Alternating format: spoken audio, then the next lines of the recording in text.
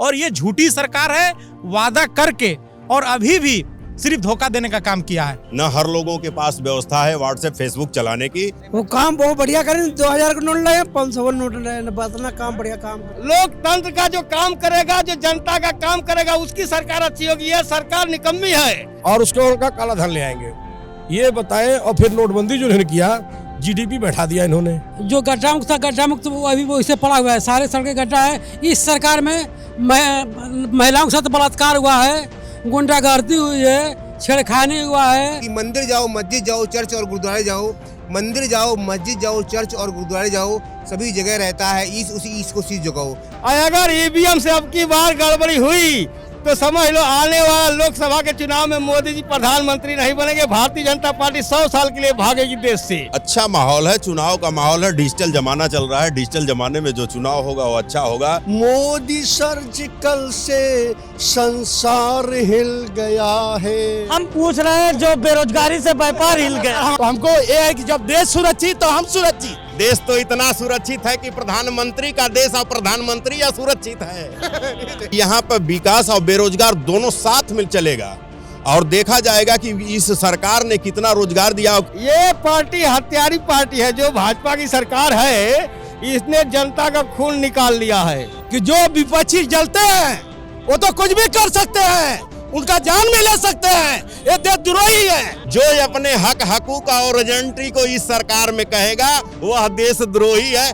जो संदूक के अंदर 500 रुपए था वो भी निकाल करके उसको बैंक में दे दिया। और नीरव मोदी जैसे मोदी खानदान ही लेकर के विदेश चला जा रहा है। और मोदी की सरकार है और मोदी लाने की व्यवस्था नहीं कर पा रहे हैं। ये साइकिल चले, बहुत तेज साइकिल चल रही है, बहुत तेज साइकिल चले। पूर्व की 300 पार कर गई की सरकार। इस वक्त मेरी मौजूदगी है लखनऊ के राजनीतिक दिल कहे जाने वाले दारुल सपा में, और हमारे साथ उत्तर प्रदेश के कोने कोने से आए हुए लोग मौजूद हैं। हम इनसे बातचीत करेंगे और जानेंगे कि जो प्रचार हो रहा है चुनाव का, वो डिजिटल हो रहा है। ऐसे में नेताओं की बातें कहां तक उनके बीच पहुंच पा रही हैं और इस बार का माहौल क्या है। क्या नाम है आपका? छोटेलाल चौहान, पूर्व राष्ट्रीय कोषाध्यक्ष जनवादी पार्टी का रहे हैं। अब जो है बीजेपी में हम सम्मिलित हो चुके हैं। जनवादी का जनवादी इसलिए छोड़ दिए कि ये जो है, हम लोग 23 अप्रैल 2004 को पार्टी बनी और निरंतर चलते हुए रैलियां करते हुए, हर जिले में करते हुए, एक बहुत बड़ी रैली जो है मऊ में हुआ था, जिसमें माननीय राजनाथ सिंह आए हुए थे। आने के बाद पनकी में अधिवेशन हुआ था, डॉक्टर रमापति राम त्रिपाठी प्रदेश आए हुए थे। उसमें ये बात हुआ था कि गठबंधन की बात हुई थी। गठबंधन हुआ भी था 12 में। हम 12 में हुआ था, मांग कुछ और था, लेकिन वहाँ चयन कुछ और लोगों का किया गया। चयन करने के बाद जो है एक दूसरे को माननीय राष्ट्रीय अध्यक्ष भेज दिया, संजय सिंह चौहान। तो वहाँ जो है बैलाज निकाला गया। तो बैलाज में जितने हम लोग थे, अहम पदों पर थे, सब वहाँ जो है। तो टिकट लेना है आपको बीजेपी से? हाँ, टिकट लेना है। तो मिल जाएगा ना इस बार? मिलेगा, क्यों नहीं मिलेगा। पूरा चौहान तन मन धन से बीजेपी में लगा है, क्यों नहीं? माहौल क्या है? माहौल बहुत अच्छा है। किसका अच्छा है? बीजेपी का है। अभी तक तो आप जनवादी में थे, तो बीजेपी में? अभी नहीं, पूर्व में बोला हूँ, न कि अभी कितने दिन पहले छोड़े? ये मैं जो है 12 में का छोड़ दिया हूँ, 2012 में छोड़ दिया हूँ। 12 में छोड़? हाँ। ये जो है 2014 से जो मोदी सरकार बनी है, ये जो है पूरा समर्थन हम लोग का रहा है। पूरा चौहान समाज, हमारा चौहान समाज SC ST OBC फॉरवर्ड चारों में है, देश प्रदेश चारों तरफ है। और ये जो है पूरा समाज, भिन्न भिन्न नामों से कहा जाता है, पूरा समाज बीजेपी के साथ है। आने वाला 2022 में पूर्ण बहुमत की सरकार बनेगी, मैं वादे के साथ कह रहा हूँ। क्या हो इनका सरकार? श्रीमान जी, मैं तो एक फौजी आदमी हूँ और अपना कैंटीन का सामान लेने आया हूँ। हमारे कुछ मतगणित मैं भी इनके साथ आ गया हूँ। भगवान करे। क्या माहौल? भगवान ऐसा कि मंगलमय हो, जय श्री राम की जय हो। आपका क्या नाम है भैया? ओम प्रकाश चौहान, राष्ट्रीय अध्यक्ष जनवादी पार्टी सोशलिस्ट। आप राष्ट्रीय अध्यक्ष हैं जनवादी पार्टी के, इनके साथ घूम रहे तो बीजेपी के? नहीं, हम तो अपने यहाँ गेट पर खड़े हैं, दारुल सपा गेट पर खड़े हैं। मिल गए तो मुलाकात हो गई। मतलब इस बार माहौल क्या है? इस बार माहौल, हम लोगों ने एक अलायंस बनाया है, सामाजिक परिवर्तन मोर्चा, सामाजिक परिवर्तन मोर्चा के तहत 35 दल लगभग हैं, जिसमें चंद्रशेखर आज़ाद भी हैं और हम जनवादी पार्टी सोशलिस्ट ओम प्रकाश चौहान हैं, मेजर अमर सिंह चौहान हैं। कितने जनवादी सोशलिस्ट है भाई? अच्छा, आप दूसरे किसी गुट के हैं क्या? हम ओम प्रकाश चौहान जनवादी पार्टी सोशलिस्ट के राष्ट्रीय अध्यक्ष हैं। तो इस बार किसकी सरकार बन रही है? इस बार हम तो अपने जो है कि राष्ट्रीय परिवर्तन मोर्चा की सरकार बनाएंगे। सपा बीजेपी कांग्रेस की नहीं आएगी? नहीं। क्यों नहीं आएगी? हम लोग सारे वंचित लोग और पिछड़े लोग और दलित लोग मिल करके, मुस्लिम लोग, सब लोग मिल करके मोर्चा बनाए हैं। उस मोर्चा के तहत सामाजिक परिवर्तन मोर्चा को हम लोग लड़ाई में आगे लाएंगे। तो आपका परिवर्तन मोर्चा सरकार बनाएगा? बिल्कुल। दूसरा दल नहीं बनाएगा भाई? अब वो अपना चुनाव जीत के आए। क्या नाम है भैया आपका? रामसेवक सिंह चौहान। क्या माहौल है इस बार? अच्छा माहौल है, चुनाव का माहौल है। डिजिटल जमाना चल रहा है, डिजिटल जमाने में जो चुनाव होगा वो अच्छा होगा, लेकिन गरीब वंचित समाज इस डिजिटल चुनाव में प्रचार प्रसार से दूर होगा, क्योंकि हर लोगों के पास बड़ी मोबाइलें नहीं हैं, न हर लोगों के पास व्यवस्था है व्हाट्सएप फेसबुक चलाने की। इसलिए इसमें जो लोग अपर हैं उनकी व्यवस्थाएं बढ़ेगी और छोटे लोगों का व्यवस्थाएं हमेशा ढीली होगी।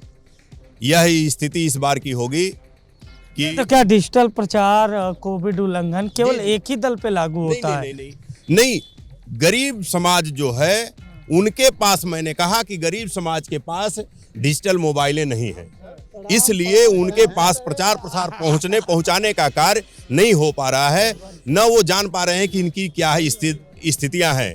आज जो चुनाव होने जा रहा है वो विकास के मुद्दे पे जो चुनाव दिया जा रहा है सरकार की तरफ से, वर्तमान सरकार का रही है, विकास के मुद्दे पे होगा, लेकिन यहाँ पर विकास और बेरोजगार दोनों साथ में चलेगा और देखा जाएगा कि इस सरकार ने कितना रोजगार दिया और कितना लोगों को बेरोजगार किया।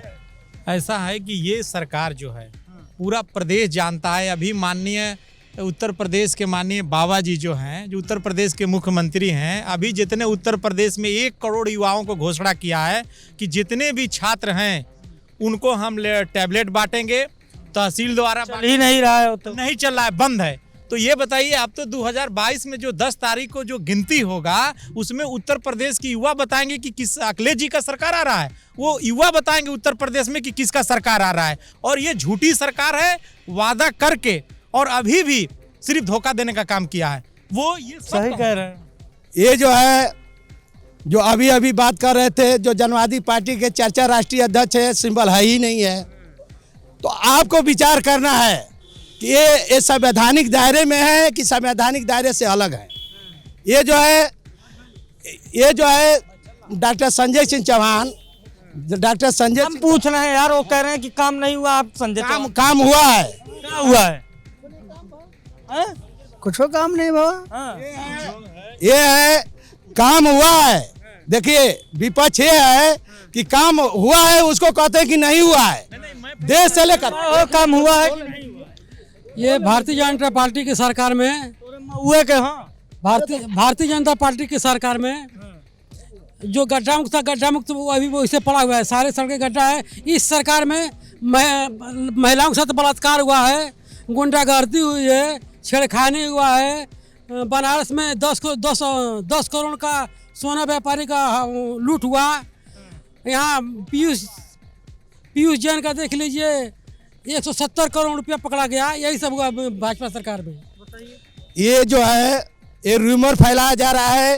ये हमारे जो प्रधानमंत्री हैं, देश नहीं अंतर्राष्ट्रीय नेता हैं, और जो कार्य किए हैं आज तक इतिहास के पन्नों में ऐसा कोई प्रधानमंत्री नहीं मिला है। और रही बात मुख्यमंत्री की, ये तेजस्वी मुख्यमंत्री जो करते हैं वो करके दिखाते हैं। वो काम बहुत बढ़िया करें। 2000 का नोट लाए, 500 का नोट लाए, बतना काम बढ़िया काम कर। ये जितना कह रहे हैं, जिस पार्टी के हैं उस पार्टी के तो बखान करेंगे। ये लोग यही बता दें कि जो संदूक के अंदर 500 रुपए था वो भी निकाल करके उसको बैंक में दे दिया, और नीरव मोदी जैसे मोदी खानदान ही लेकर के विदेश चला जा रहा है। और मोदी की सरकार है और मोदी लाने की व्यवस्था नहीं कर पा रहे हैं।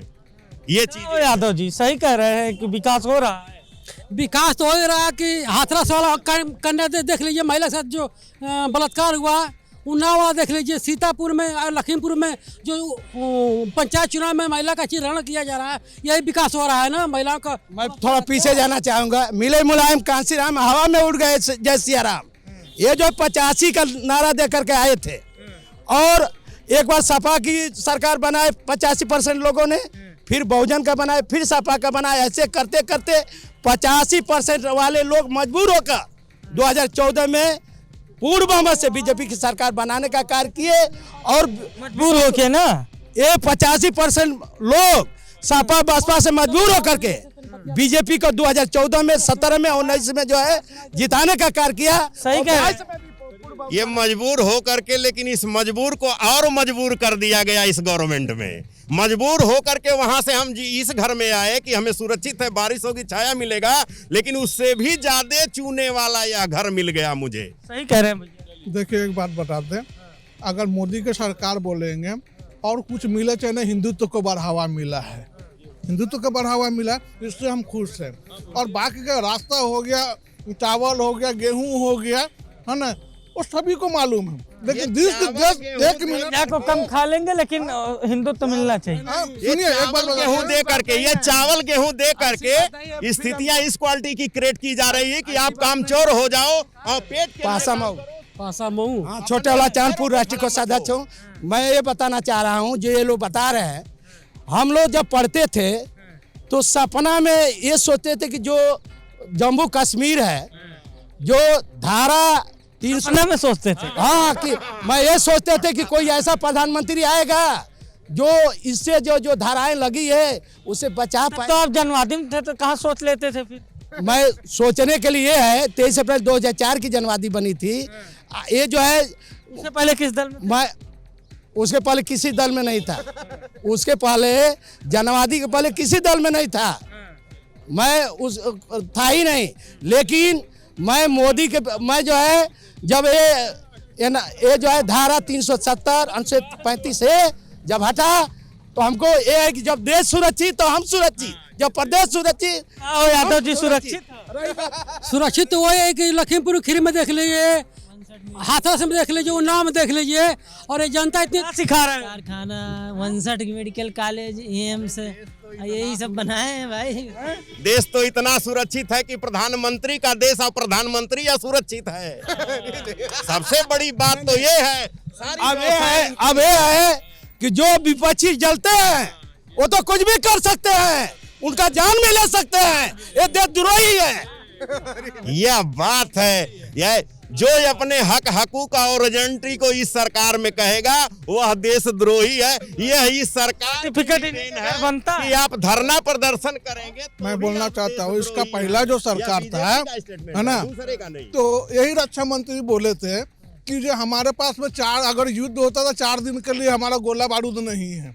अभी क्या है, बुलेट प्रूफ जैकेट नहीं था, टोपी नहीं था, औजार नहीं था, कुछ नहीं था। अभी पूछिए क्या है, उन विरोधी से पूछिए कि कहाँ कितना बढ़ा है, आज सब आ गया करके आए। ऐसे बोलना चाहता हूँ, मैं टीचर हूँ, मैं टीचर के नाते मैं एक राष्ट्र के नाम से बोलना चाहता हूँ कि देश में सब लोग रहते हैं, हिंदू मुस्लिम सिख चाहिए, तो मुझे एक दो लाइनें याद आती हैं, वो सुनिए ध्यान से। राष्ट्रीय एकता के लिए मैं किसी विरोध नहीं करना, पक्ष लेता हूँ। मैं ये कह रहा हूँ कि मंदिर जाओ, मस्जिद जाओ, चर्च और गुरुद्वारे जाओ, मंदिर जाओ, मस्जिद जाओ, चर्च और गुरुद्वारे जाओ, सभी जगह रहता है ईश, उसी ईश को शीश झुकाओ। कहने मतलब ये है कि देश की राष्ट्रीय एकता अधिक रहेगी, अच्छी रहेगी तो देश मजबूत रहेगा। और इन्हीं शब्दों के साथ में होने वाला है प्रदेश में, प्रदेश के बारे में मैं थोड़ा मैं टीचर हूँ। मैं देखिए सर, संविधान में देखिए, संविधान में बोर्ड लिखा हुआ है कि बताया नहीं जाता है। मैं उसकी मर्यादा रखते हुए मैं 26 जनवरी की हार्दिक बधाई प्रदेशवासी देना चाहता हूँ। धन्यवाद। मैं इनके इशारों को समझ गया, उनका कहने का तात्पर्य क्या है, ये महसूस करने ये मनोवैज्ञानिक मैं इस टीचर साहब की व्याख्या करता हूँ। ये बोले सभी धर्मों का सम्मान किया जाता है, ये बीजेपी सभी धर्मों का सम्मान नहीं करती है, अन्य धर्मों को बेईमानी करती है और बदनाम करती है और बेइज्जत करती है। अच्छा, आप उनकी मन की बात सुन ली है, क्या कह रहे हैं? इसलिए कि जो देश हित में बात करेंगे वो मोदी योगी की ही बात करेंगे। अच्छा, और कोई देश हित का नेता नहीं है? इसलिए नहीं कि अच्छा बताइए, सैनिकों का 100 किसके कार्यकाल में घर आने लगा था? ये तो एक कांग्रेस सरकार जो केंद्र में थी तभी से आने लगा। तो रक्षा मंत्री कौन थे? रक्षा मंत्री मुलायम सिंह यादव रक्षा मंत्री थे तब से ये जिसने सैनिकों का 100 घर पे लाने के लिए व्यवस्था कर दी, जिसने उनको शहीद का दर्जा दिया, तो वो देशभक्त नहीं, उसकी पार्टी देशभक्त नहीं है। ये पार्टी हत्यारी पार्टी है। जो भाजपा की सरकार है इसने जनता का खून निकाल लिया है, ये खून निकाल लिया है। और अगर ईवीएम से अब की बार गड़बड़ी हुई तो समझ लो आने वाला लोकसभा के चुनाव में मोदी जी प्रधानमंत्री नहीं बनेंगे। भारतीय जनता पार्टी 100 साल के लिए भागेगी देश से। क्या माहौल है? माहौल ठीक है। किसका ठीक? बहुत अत्याचार सबका ठीक लग रहा है। अभी तो सबका लमसम ठीक लग रहा है।